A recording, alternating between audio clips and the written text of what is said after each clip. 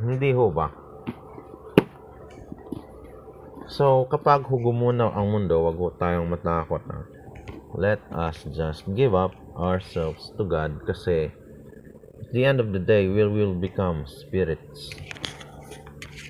Spirits and ghosts wherein we are at the God's presence. So, wala hong mas powerful pa kaysa sa Panginoon. Kita ho ninyo, pag lumabas tayo ng mundo, may moon, may sun. Oo. At wala hong mas powerful sa kanya kundi siya lang, di ba? No human could create sun and stars and heaven and the earth. Kahit yung sa labas ho ng mundo, no one. Not even the spirit in this world, no one is much more powerful